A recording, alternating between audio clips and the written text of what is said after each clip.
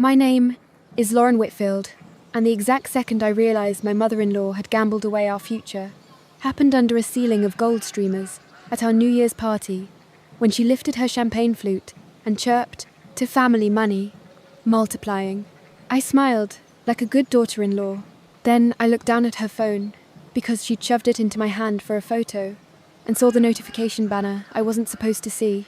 Margin call. Immediate action required. My stomach didn't drop. It went still. Like my body knew before my brain did.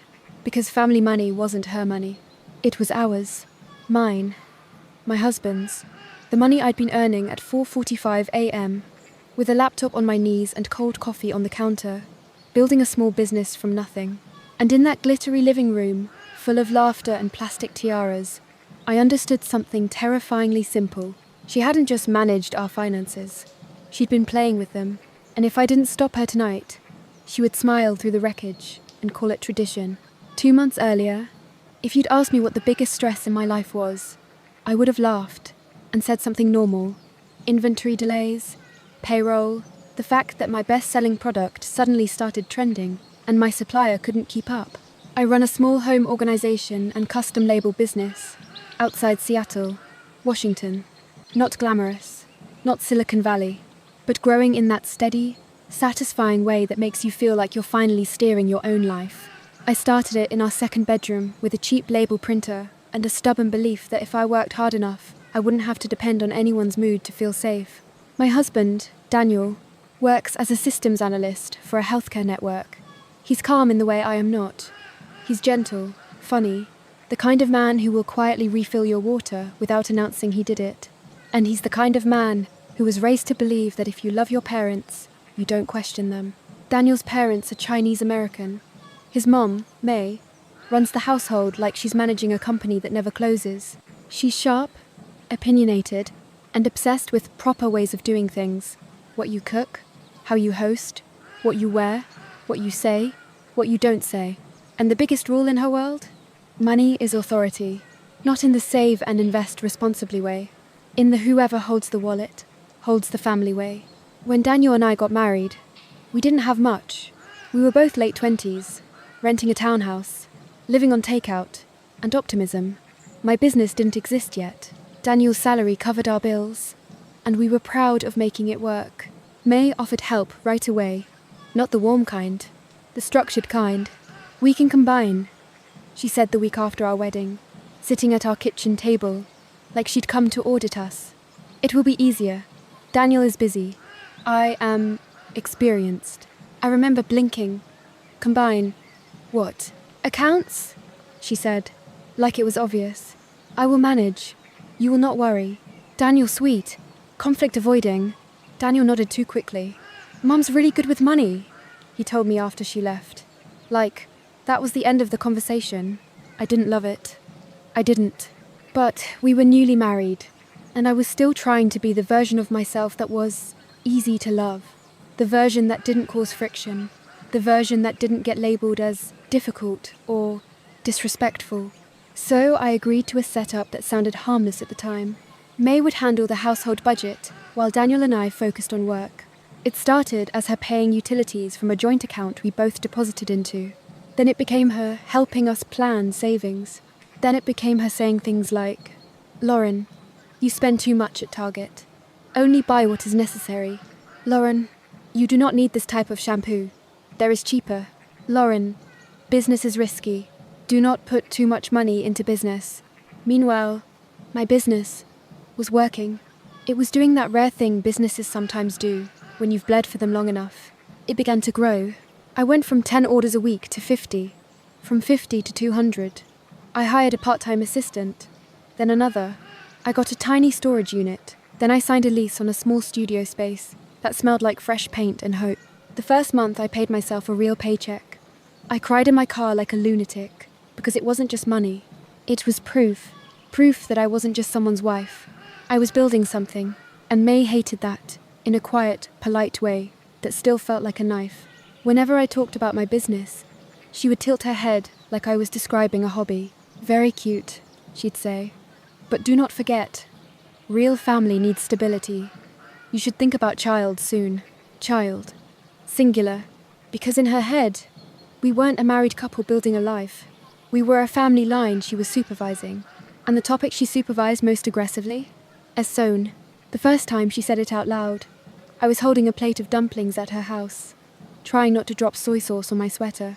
"You are 30, she said, like she was reading a medical report. "You should try for baby now. And Daniel must have son. In our family, first son is important." I actually laughed because I thought she was joking. She wasn't. Daniel's fork paused midair. Then he mumbled something like, "Mom." May waved him off. "It is tradition." And that word tradition became her favourite weapon. Tradition meant she could critique how I cooked. Tradition meant she could refold my laundry when we visited. Tradition meant she could comment on my weight with a smile. Tradition meant she could tell Daniel, in front of me, that my business was too independent for a wife. Tradition meant she could quietly tighten her grip on our finances and call it responsible. By late November, the tension had a constant hum to it. The holidays are supposed to be cozy. Twinkle lights, cinnamon, movies, dumb, matching pajamas. Instead, it felt like every festive moment came with a test. Thanksgiving at May's house was an endurance sport. The table was beautiful, the food incredible, and the atmosphere tight. May sat at the head of the table like a queen. Daniel's dad, Mr. Whitfield, stayed mostly quiet, smiling politely in that way men do when they've learned survival through silence. May asked me the same questions she always asked. How much you make this month? Do you put money into family account? Are you still wasting money on packaging for business? Customers do not care. And then she slid into her favourite topic. New Year party at your house, she announced. It is good. Family must see you are doing well. I glanced at Daniel. We're hosting? Daniel gave me that apologetic look he always used when he had already agreed to something with his mother. We talked about it, he said softly. We had not, but I nodded anyway. Because saying no in front of May was like lighting a match in a room full of gas. May smiled. Good. We invite my friends too. They will see Daniel has good wife. Good wife. Not happy wife. Not respected wife. Good. Like a grade. The first real crack showed up 3 days after Thanksgiving, in the least dramatic way possible. An email. I was at my studio space, surrounded by stacks of shipping boxes and label rolls, when my laptop pinged with a notification from our bank. Account alert. Unusual activity detected. I clicked it, expecting something boring. Instead, I saw a transfer that didn't make sense. A big one. A number that made my heart thud once. Hard. I refreshed. It was still there. The transfer description was vague, something like investment funding. And the amount wasn't, oops, we moved money. Money. It was serious money. The kind of money Daniel and I had been saving for a down payment. I stared at it until my eyes burned. Then I did what I should have done months earlier. I called Daniel. He answered on the second ring. Hey babe, everything okay? I tried to keep my voice light. Yeah. Quick question. Did you move money from our savings? Silence. A small one. The kind that tells you he's calculating what you know. No, he said. Why? I got an alert. I replied. There's a transfer labelled investment funding. Another pause. Then, maybe Mom moved it to the high-yield account she mentioned. I sat down on an overturned shipping crate because my knees suddenly forgot how to knee. Daniel, I said carefully, your mum has access to our savings. She manages our accounts, he said, like he was confused why that mattered. My chest went hot. Manages doesn't mean she gets to move our down payment money without telling us. She's trying to help, he said quickly. She's probably investing it. Mum's been talking about how the market is good right now. I felt my stomach twist. Investing. With our money. Lauren, he sighed. It's not like she's doing something crazy. She's smart. Smart. Maybe. But being smart doesn't make you entitled. And something about the wording market is good right now made my skin prickle. Because that sounded like a person who'd been watching videos and feeling bold. Not a person who was carefully protecting a family. I want access, I said, voice sharper than I intended. To all accounts. Today, Daniel went quiet. Why are you making this a big thing? Because it is a big thing. I wanted to scream. Instead, I said, because I want to know where my money is. Our money, he corrected. gently. I almost laughed. Right. Our money. So why does your mother have the final say? He didn't answer. And that was the answer. That night, I didn't sleep. I lay in bed, staring at the ceiling, while Daniel breathed softly beside me, like we were fine. In the dark, I replayed every moment I'd dismissed. May insisting on helping with finances. May casually asking my monthly revenue like she was collecting rent. May deciding what we hosted, what we spent, what we planned. And my own role in it, how often I'd swallowed my discomfort to avoid being labelled the dramatic American wife. I got out of bed at 2:13 a.m. and opened my laptop at the kitchen island. I logged into my business accounts first, because that was the only place I felt control. Then I opened the joint bank portal, or tried to. The password didn't work. I tried again. No, my pulse started climbing. I clicked. Forgot password. The reset email didn't go to my address. It went to May's. I stared at the screen, like it had spit in my face. Because that meant something I hadn't fully admitted before. I wasn't just excluded from decisions. I was locked out. At 2:19 a.m., I did something I never do. I woke Daniel up. I shook his shoulder gently at first, then harder. "Daniel," I whispered. "Wake up," he groaned. "What, Lauren? What's wrong?" I held up the laptop. "The bank account password resets to your mum's email." He blinked at the screen, like he couldn't understand the words. Then he sat up, rubbing his face. "She probably set it up when we merged everything. It's not a big deal." I stared at him in disbelief. "Not a big deal? I can't access our own money. She's just organized," he mumbled. "No," I said, my voice shaking now. "She's in control, and you're letting her." He exhaled, frustrated. "Lauren, can we not do this at 2 a.m? I felt something in me shift. Not anger. Not yet. A colder clarity. "Fine," I said softly. "We won't do it at 2 a.m. I closed the laptop, then I looked him dead in the eye and said, "We'll do it in public if we have to." Daniel's expression changed at that. Fear flashed because in his family, public conflict is the worst thing you can do. And in that moment, I realized May's greatest weakness was also my greatest opportunity. She could control money in private, but she couldn't survive shame in front of witnesses. The next morning, I was polite. I played the long game. I texted May like a normal daughter-in-law. "Hi, May. Hope you're doing well. I got an alert about an investment transfer from our savings. Can you explain what it was for? I'm organizing our end-of-year budget." She responded within 2 minutes. "Do not worry. I handle. Market opportunity. Family benefit." That was it. No amount. No explanation. Just a command. "Don't worry." My hands were shaking as I typed back. "I'd still like details. Can you send me a breakdown?" Her response came slower this time. "You should trust elders. Too much questioning makes marriage unstable." But I stared at that sentence until my jaw hurt. Because she wasn't talking about money. She was talking about obedience. And suddenly, my business success didn't feel like a win. It felt like a threat she needed to neutralize. By mid-December, New Year's plans were in full swing, mostly because May had planned them like she owned our house. She invited people without asking. She told me what to serve. She instructed me on decorations. She texted Daniel at 6 a.m. about appropriate party favors. And every time I tried to assert even a tiny boundary, "I'll handle the menu. We're keeping it small. I'm busy with orders," May would respond with one sharp line. Family comes first. But she didn't mean family. She meant her. And in the background, the money situation stayed unresolved, because Daniel kept avoiding it, and May kept stonewalling. I started quietly preparing, not because I was plotting something evil, because I was done being unprepared. I gathered screenshots of every account alert, a record of every transfer I could see from my limited access, my business income deposits, because if she claimed I wasn't contributing, I wanted proof.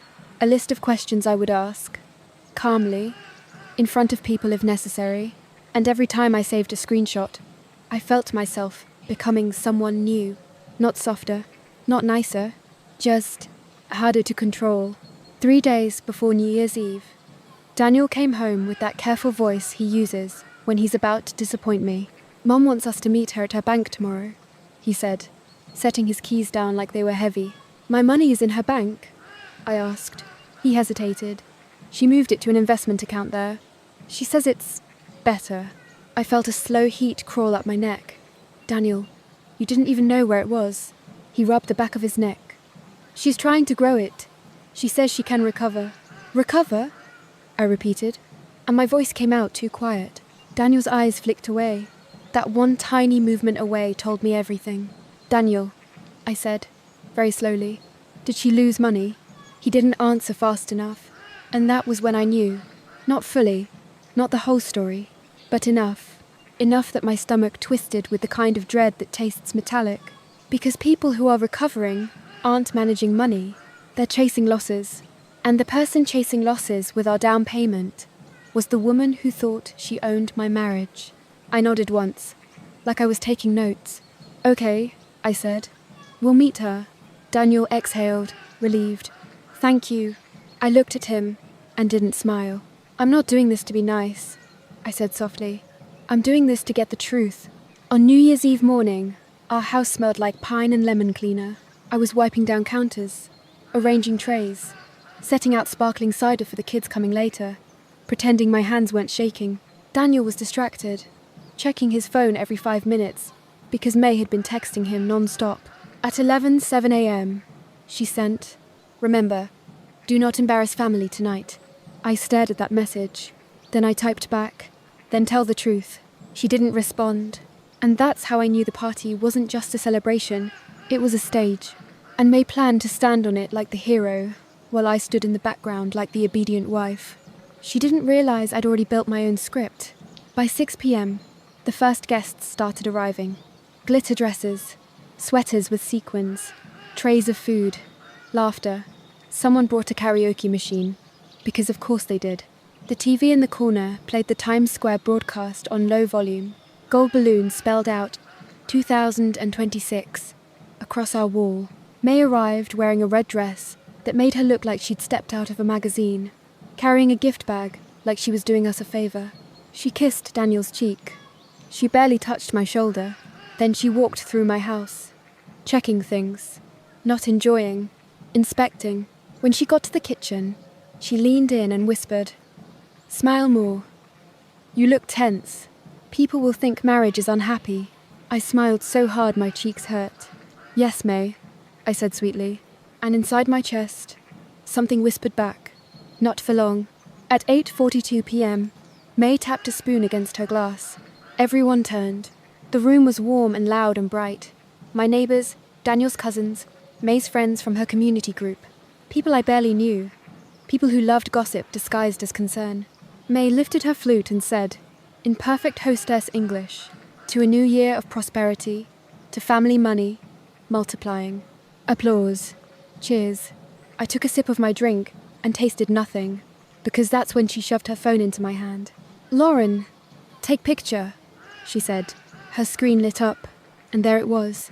The banner. Margin call. Immediate action required. My vision narrowed. My fingers went cold around the phone. I heard myself say, softly, without planning it, "May, what is this?" Her smile froze for half a second. Just half. Then she laughed. Light and dismissive. "Nothing. Finance thing. You don't understand." Around us, people kept smiling, still clapping, still celebrating. And I realized I had reached the edge of the version of myself who kept things private. Because private was how she won. I handed her phone back. I set my glass down, and I said calmly, clearly, loud enough for the closest cluster of guests to hear, "Actually, I understand enough, and tonight, I'm going to find out where my money went." May's eyes flashed like a warning. Daniel's face drained of color, and a few people near us went quiet, heads tilting, sensing something juicy under the glitter. May leaned closer, voice low, sharp. "Not here." I met her gaze and smiled like the perfect daughter-in-law.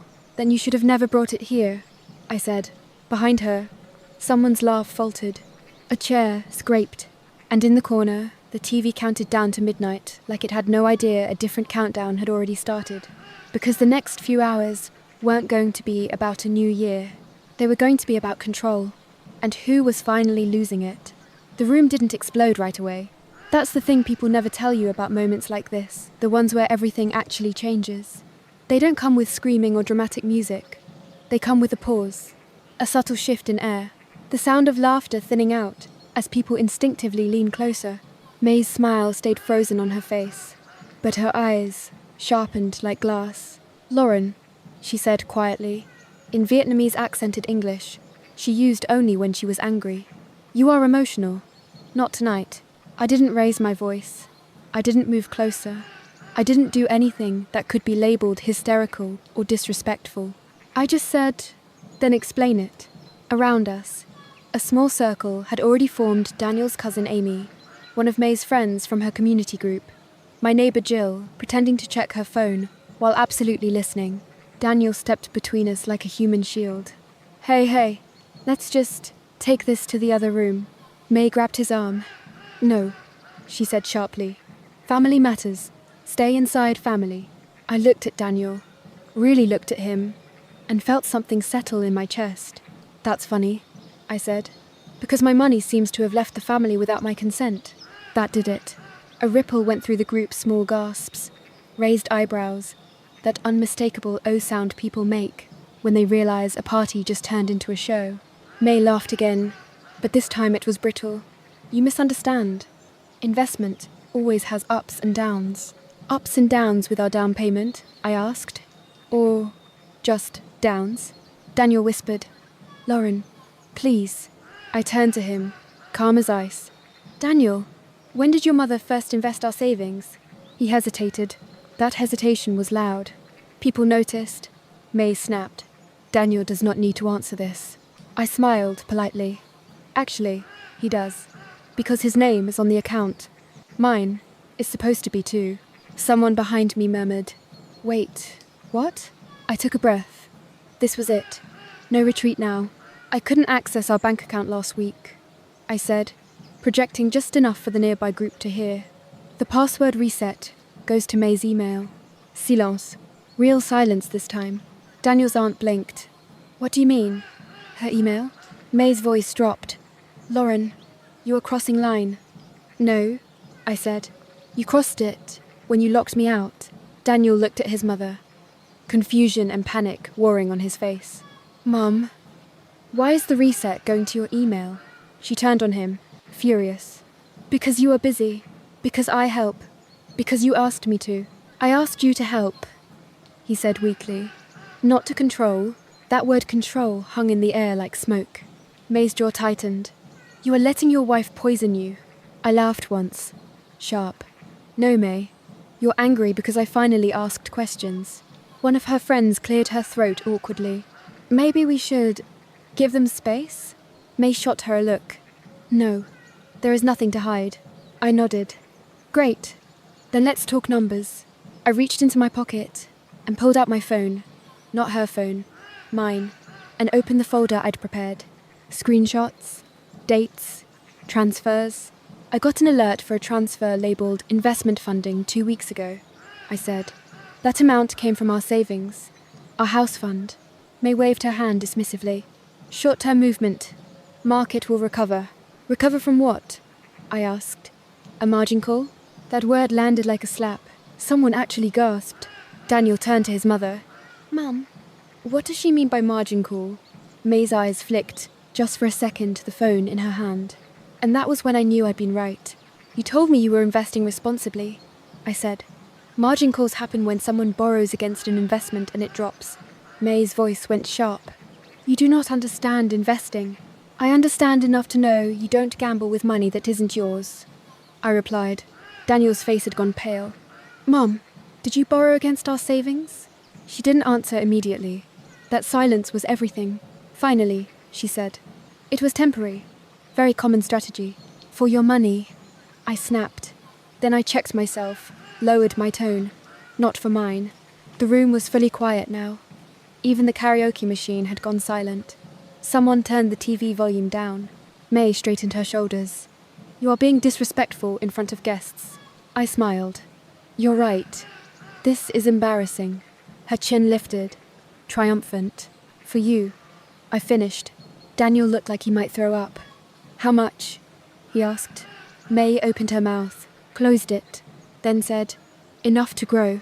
That's not a number," I said. He pressed. "Mum, how much?" She snapped. "Why does it matter? Family money stays in family." I stepped closer. Not aggressive, just present. "Because it's gone, isn't it?" Her eyes burned. "I can fix it," she said. "Market turns. Always turns." "With what?" I asked. "More of our savings? Or do you plan to tell us after that disappears too?" Daniel ran a hand through his hair. "Mum, how much did you lose?" "Lose. There it was." May inhaled sharply. "It is not lost. It is unrealized." I didn't even look at her when I said it. I looked at Daniel. "She lost money," I said calmly. "And she didn't tell us." His shoulders sagged, like something inside him finally broke. "How much?" he repeated. May's lips trembled, not with guilt, but with rage. "About 40%, she said. The room sucked in a collective breath. My vision went white at the edges. 40%. That was not a dip. That was devastation. That's our down payment," Daniel whispered. "And more," I said quietly, "because she borrowed against it." May exploded. "I did this for you. For your future. You are too American, you think, only short term." I laughed again, but this time there was no humor in it. "No, May. I think about consent." Her friend backed away slowly, like she didn't want to be in the blast radius. Daniel looked around, suddenly aware of the audience. "We need to talk privately." May grabbed his wrist. "No. She wants show? I give show." She turned to the room. "In our culture, elders manage money. Children respect. Wives support." I raised my hand slightly. "Then explain why I was locked out." No answer. "Explain why you didn't tell us about the losses." Silence.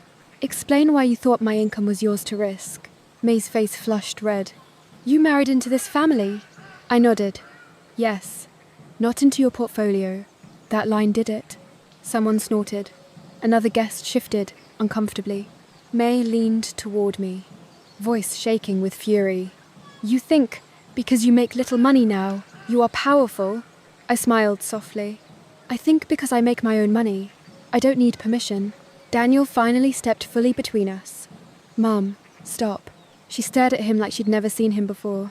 "You choose her over me?" she hissed. Daniel swallowed. "I choose the truth." That hurt her more than anything I could have said. I took advantage of the moment. "Here's what's going to happen," I said evenly. "Tonight, you're going to tell us exactly how much is gone. Tomorrow, we separate our finances. All of them." May scoffed. "Impossible." "I already opened a new account," I said. "In my name. Daniel can join if he wants." Daniel looked at me, shocked. "You did?" "Yes," I said, without looking at him. After I realized I'd been locked out, May's eyes widened. "You planned this?" I nodded. I protected myself. She turned to Daniel, furious. "You let her do this?" He didn't answer right away. Then, quietly, "I should have done it myself." That was the moment the power truly shifted. May's shoulders sagged, not with remorse, but with the realization that the lever she'd been pulling for years had snapped.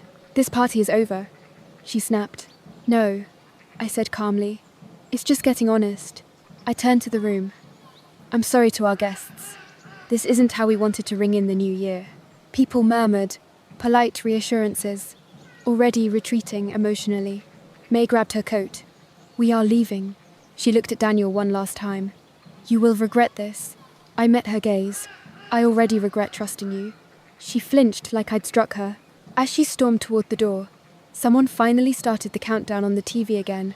10, 9. Daniel stood frozen, torn between the woman who raised him and the woman he married. At midnight, the room erupted in half-hearted cheers. Confetti popped. Someone kissed someone else. And I stood there, watching my marriage crack open under fluorescent light and cheap champagne. Because I hadn't just challenged my mother-in-law. I'd forced my husband to choose. And I didn't yet know if he would choose me. Par trois. After the door slammed behind May, the house felt hollow. Not quiet, there was still music. The TV still flashing lights from Times Square. A few guests awkwardly pretending nothing had happened, but hollow in the way a room feels after someone yanks the power cord out of the wall. Daniel stood in the middle of the living room like he'd been dropped there and forgotten. I didn't rush him. That was the biggest change in me. Old Lauren would have softened, would have reached for his hand, would have said, "It's okay, we'll figure it out." This version of me waited, because I was done cushioning other people from the consequences of their choices. "Lauren," he started. I held up a hand. "Not here." He nodded, relieved and terrified at the same time. Okay. We quietly ushered the remaining guests out. Apologies, forced smiles, the kind of polite chaos that feels surreal when your personal life has just imploded in front of an audience. By 12:27 a.m., the house was empty. Gold confetti littered the floor like evidence. Half-full glasses sat abandoned on coasters. The balloon numbers sagged, already deflating. Daniel locked the door and leaned his forehead against it for a long moment. "I didn't know," he said. I walked to the kitchen and started stacking plates. "You didn't ask." He flinched. "That's not fair." I turned to face him. Calm, steady, isn't it? He exhaled hard. "She's my mother, and I'm your wife," I replied. "Whose money disappeared?" Silence stretched between us. Finally, he asked the question he'd been avoiding all night. "How bad is it?" I wiped my hands and picked up my phone. 40% down, plus whatever she borrowed on margin. Worst case? I looked him in the eye. "We're starting over." He sank into a chair, like the word had physical weight.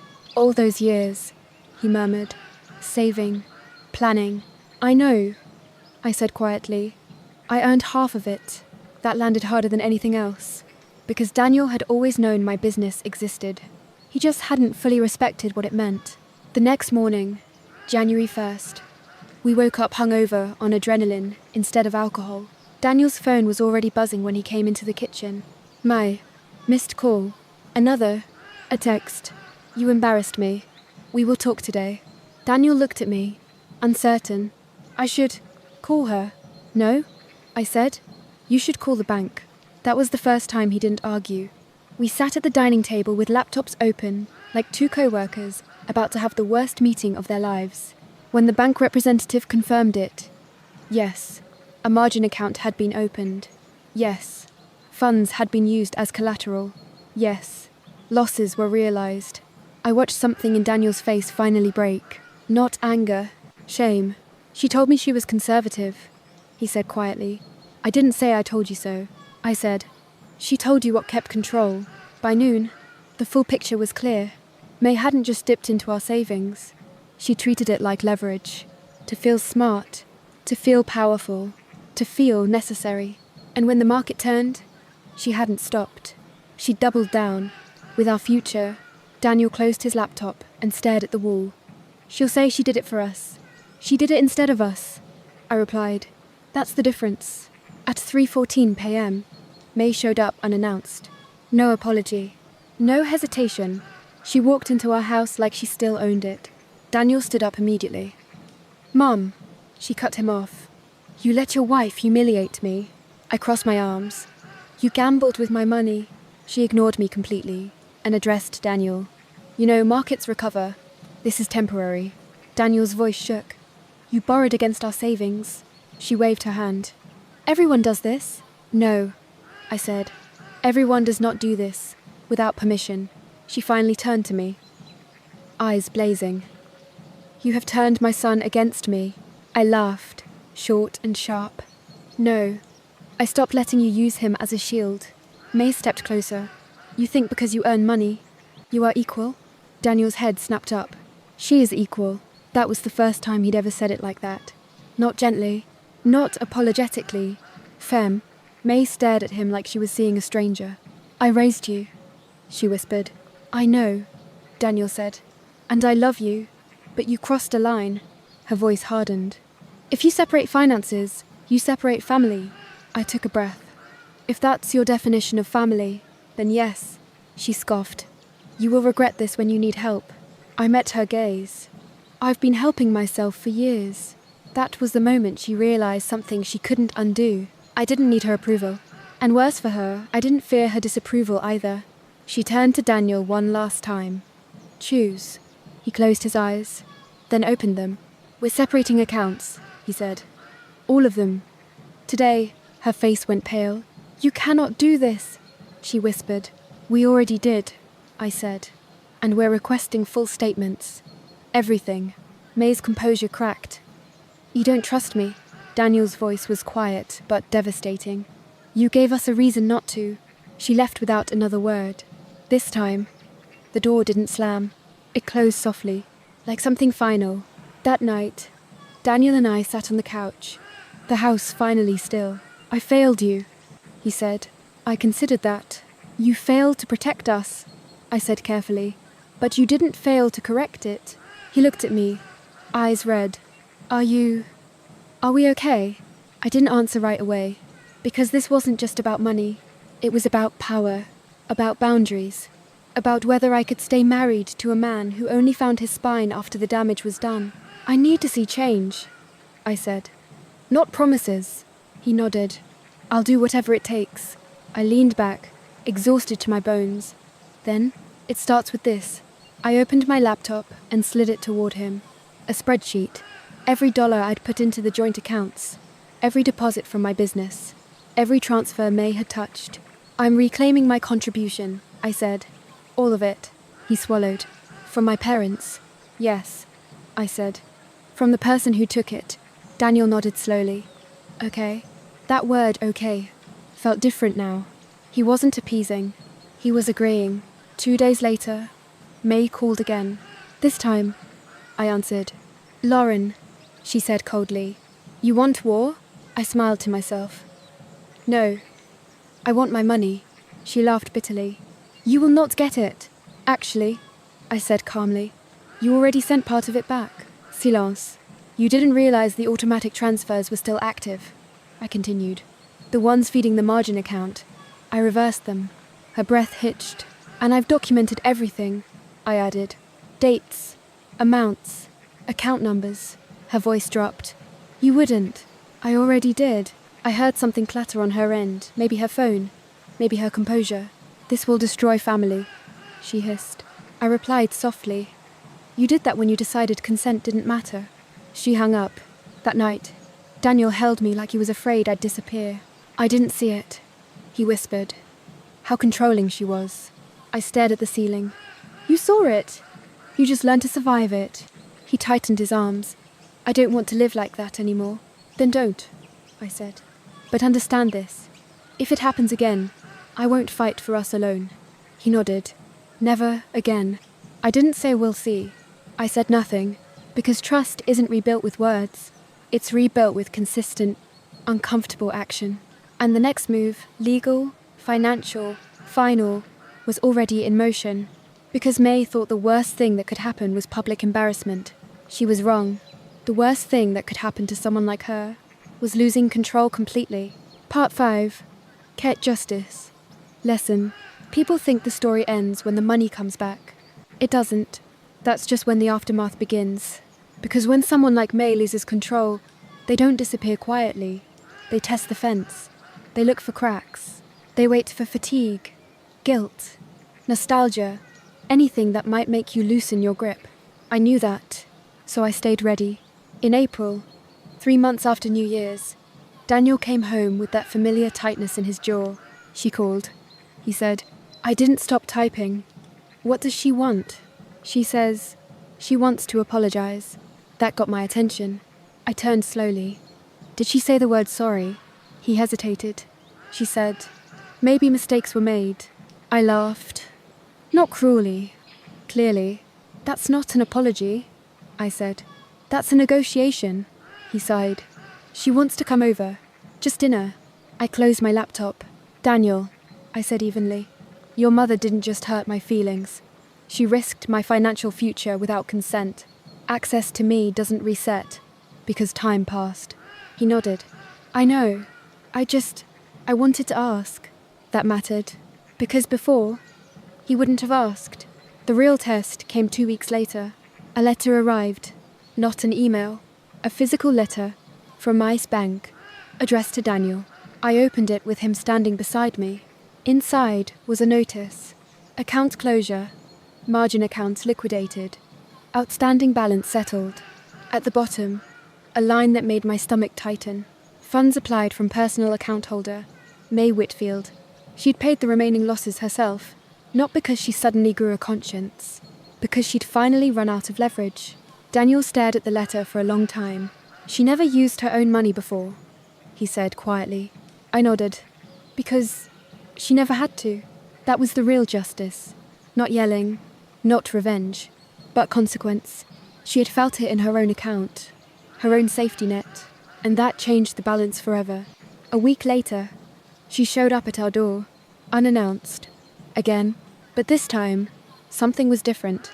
No red dress, no authority posture. She stood there holding a container of food, like an offering. Daniel looked at me, uncertain. I walked past him and opened the door myself. Lauren, May said stiffly, I come to talk. I didn't step aside. I'm listening, I said. From here. Her mouth tightened. You have made your point, she said. The money issue is finished. I didn't make a point, I replied calmly. I drew a boundary. She inhaled sharply. You humiliated me. I tilted my head. No, your actions did. Silence stretched. Finally, she said, Daniel is my son, and I'm his wife, I said, which means decisions about our money will never go through you again. She looked past me, at him.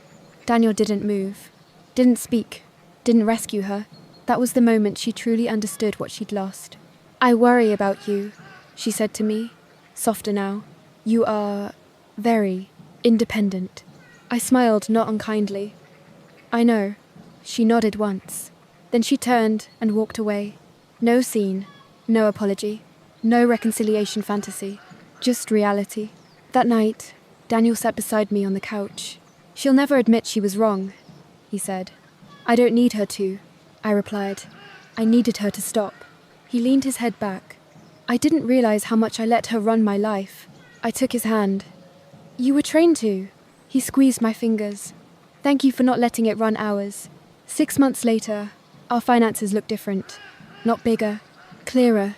Separate accounts, shared goals, written agreements. Not because we don't trust each other, but because trust doesn't require blindness. My business crossed a milestone I never told May about. On purpose. Some wins are private. At our next New Year's party, 1 year later, the house felt different. Lighter. Smaller guest list. No speeches about family money. Just laughter, food, and people who respected the space they were in. At 11:59 p.m., Daniel raised his glass and looked at me. To a year where we chose honesty, he said. I clinked my glass against his. And consent, I added. The room laughed. But I meant it. Here's the lesson I learned, the one no one teaches you until you live it. Control disguised as care is still control. Tradition doesn't outrank consent. And money you earn is never a family resource unless you say it is. I didn't win by humiliating my mother-in-law. I won by taking my life back. Quietly, legally, and permanently. And once you do that, no one ever mistakes you for manageable again.